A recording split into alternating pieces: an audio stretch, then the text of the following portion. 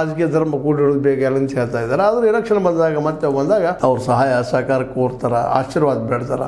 ಅದಕ್ಕೆ ಅವರು ಆಶೀರ್ವಾದ ಮಾಡ್ತಾರೆ. ಅವ್ರ ಮಠಕ್ಕೆ ನಮ್ಮ ಕಪ್ಪು ಕಾಣಿಕೆ ಕೂಡ ನೋವಾಗಿರ್ತದೆ, ಏನಿರ್ತದೆ ಅವ್ರಿಗೆ ಬಿಟ್ಟು ವಿಷಯ ಅನೇಕ ವಿಷಯಗಳು ಅವ್ರು ಮಾಡ್ಕೊಂಡಿದ್ದಾರೆ. ಇವತ್ತು ನಿರ್ಮಲಾನಂದ ಸ್ವಾಮೀಜಿಯವರು ಅವ್ರ ಮಠದಲ್ಲಿ MBBS BE ಅನೇಕ ಕಾಲೇಜುಗಳನ್ನು ತೆರೆದುಕೊಂಡಿದ್ದಾರೆ. ಆರ್ಥಿಕ ಭದ್ರತೆ ಪಡೆಯುವಂಥ ಪ್ರಯತ್ನ ಮಾಡಿದ್ದಾರೆ. ಹಾಗೆ ಇನ್ನೂ ಅನೇಕ ಮಠಗಳು ಮಾಡ್ತಾ ಇದ್ದಾರೆ.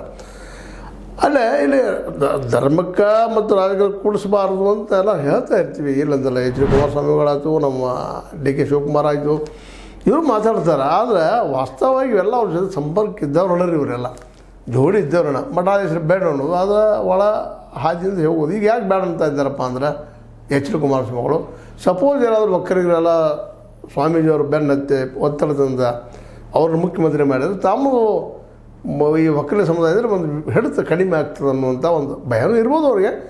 108 ಕಾರಣ ಹುಡುಕ್ಬೋದು, ನಾವೆಲ್ಲ ಕಾರಣ ಹುಡುಕೋದು ಭಾಳ ಅದ. ಬಟ್ ಅದಿಲ್ಲ ಅಂತ ನಾವು ಅಂದ್ಕೊಳ್ಳು. ಸ್ವತಂತ್ರವಾದ ಮೀಡಿಯಾಗೆ ಬೇಕಾಗಿರುವುದು ಸ್ವತಂತ್ರ ಧ್ವನಿ. ಆ ಸ್ವತಂತ್ರ ಧ್ವನಿ ಉಳಿಸಲು ನೀವು ಮಾಡಬೇಕಾದದ್ದು ಇಷ್ಟೇ. ಅದೇನಪ್ಪಾ ಅಂತಂತಂದ್ರೆ ನಿಮ್ಮ ಕೈಲಾದಷ್ಟು ಸಹಾಯ ಈ ಚಾನಲ್ಗೆ ಮಾಡಿ ಹಾಗೂ ನಿಮ್ಮ ಧ್ವನಿಯನ್ನು ಕಾಪಾಡಿಕೊಳ್ಳಿ. ಏನೋ ಕಾಳಜಿಯಿಂದ ಹೇಳ್ತಾ ಇದ್ದಾರಪ್ಪ ತಿಳ್ಕೊಳ್ಳು.